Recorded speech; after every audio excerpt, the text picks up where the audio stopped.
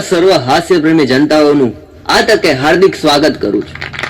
कौन सी बात कब कहां कही जाती है, कौन सी बात कब कहां कही जाती है, अगर ओ सलीका हो तो बात सुनी जाती है।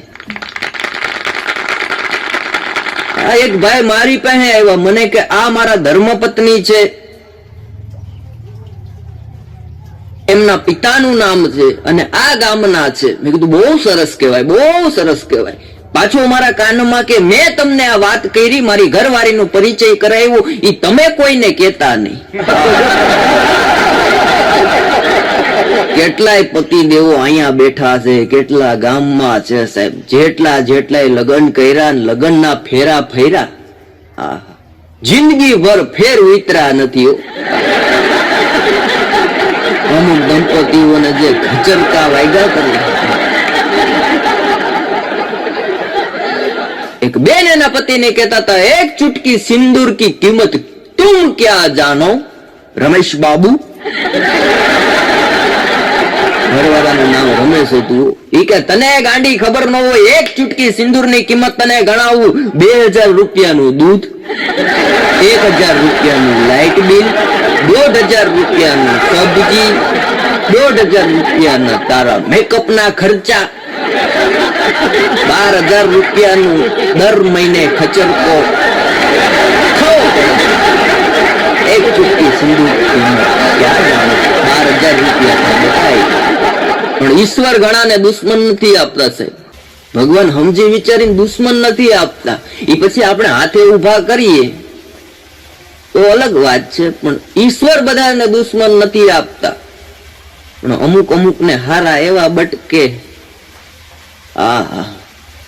ઘરવાળીને કાંઈ કહેવાય નહીં, આપણે કાંઈક કહીએ કે બાજુમાંથી એનો ભાઈ આવી જાય, મારી બેન ને હું કીધું હવે ઉપાડા ડાગીનો, મારી બેન ઘર માથે લીધું।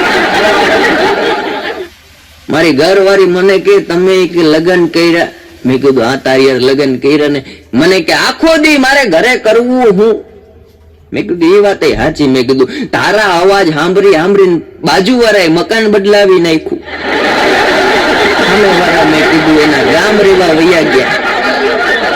મને કે ઈ તો વાત કરું છું, હવે એકલા મારે મકાનમાં કરવું હું, મારે કે ભણવું છે। મેં કીધું આ ઉંમરે? મને કે આ ભણવું છે, કે જેટલી વિદ્યા લેવા એટલી મારે વિદ્યા લઈ લેવી છે।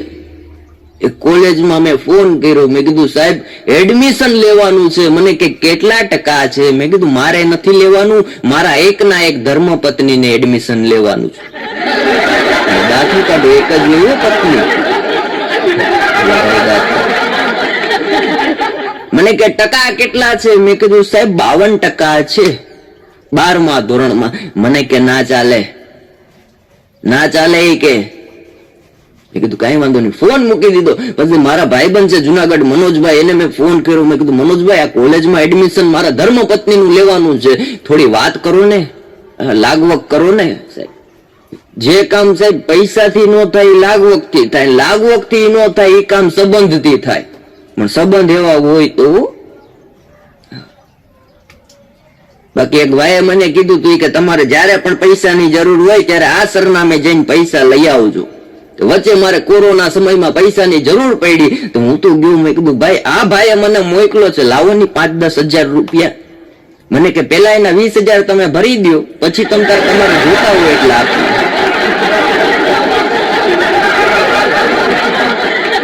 મનોજભાઈ ફોન કરી દીધો, મને પાછો ફોન આવ્યો। મને કે મારે વાત થઈ ગઈ છે મંથનભાઈ, તમે બે માણા કોલેજે જઈને વાત કરી લેજો। એટલે બીજે દી હું તો મારી ઘરવાળીને બેહાડીને સ્કૂટર ઉપર લઈ ગયો, કોલેજે ગયા, પ્રિન્સિપાલ રૂમમાં અમે ગયા, ટ્રસ્ટીઓ બધા બેઠા હતા।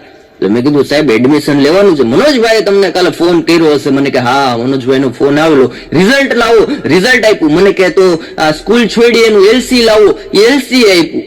પણ માણસ દોઢો થાય ત્યાં દુખી થાય। જિંદગીમાં યાદ રાખવા જેવું, માણસ દોઢો જ્યાં થાય ને ત્યાં બહુ દુખી થાય। એડમિશન ને બધું જોયું, પણ હું કાંઈ ન બોલ્યો હોત ને, પણ કલાકાર જીવ રહ્યો ને મૂંગું ન રેવાય। એટલે પ્રિન્સિપાલ સાહેબ ને મેં કીધું કે સાહેબ હું હાસ્ય કલાકાર છું, અને આપણી કોલેજની અંદર, આપની કોલેજમાં આજથી 4-5 વર્ષ પહેલા હું અને મનોજભાઈ ને બીજા કલાકારો મેં પ્રોગ્રામ કરી ગયા અને મારો અહીંયા ફોટો લટકાય છે. એટલે તરત બેલ માર્યું, ટેંગ, પટાવાળો આવ્યો કે બોલો સર, આ ભાઈનું કેવું એવું છે, હાસ્ય કલાકાર છે ને એમનો ફોટો આપણી કોલેજમાં છે, જરા જોઈ આવો. પટાવાળો અડધી કલાકે આવ્યો, ફોટાને ગાભો મારતો મારતો, હા કે ફોટો છે ને. કોલેજના ટ્રસ્ટી કે તમને કે ખબર નથી. પ્રિન્સિપાલ ને ગગલાવા માંડ્યા, તમને કે ખબર નથી, આપણી કોલેજમાં દાતા સિવાય કોઈના ફોટા રાખતા નથી. સાહેબ એડમિશન તો ગયું, એક ફોટો હતો સ્કૂલમાં ઈ મારો ગયો. હા એટલે બધું કેમ ન કહેવાય, નકર આમાં ઉખડી જાય ગમે.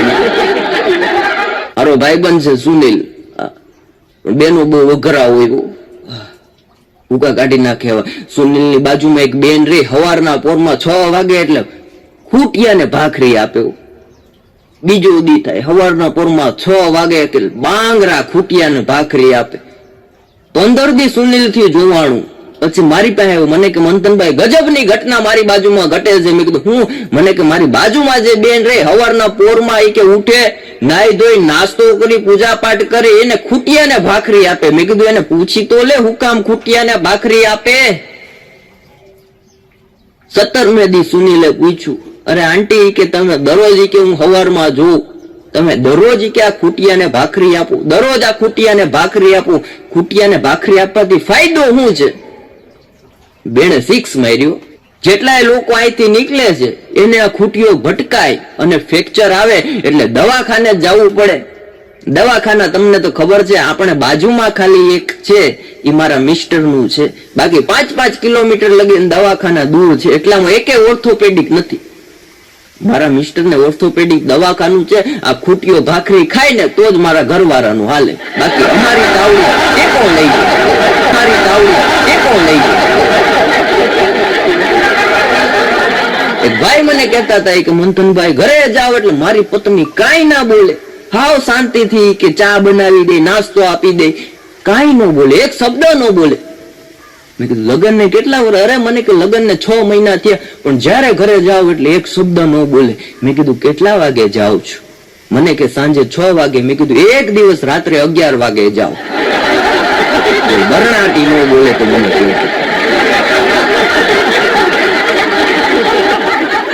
અને પત્ની છે ને અવ્યાખ્યાયી પદ છે, સમજમાં ન આવે. અવ્યાખ્યાયી પદ છે.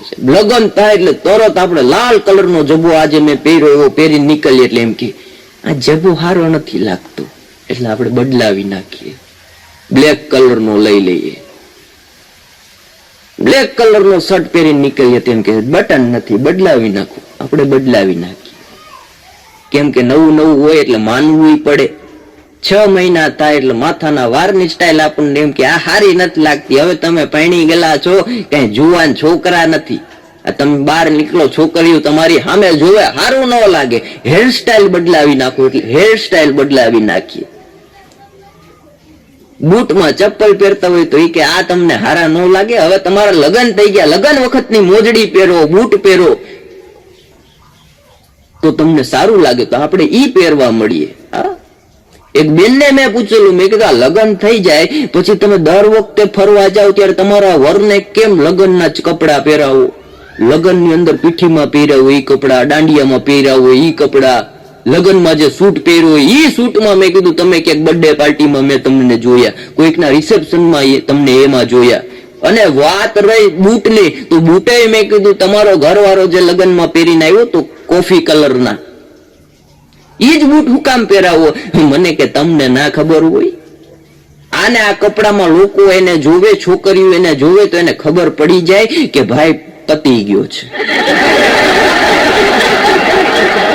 વર્ષ ની અંદર તમારી બધી સ્ટાઇલ બદલાવી નાખે અને ઈને પત્ની પછી ફરિયામાં બેઠે, કા 5 બાયુ વચ્ચે બેઠે, કા સોસાયટીમાં બેઠે, એટલે મોટો ગાડા હેકનો નિહાવકો નાખે, તમારા ભાઈ તો હાવ બદલાઈ ગયા.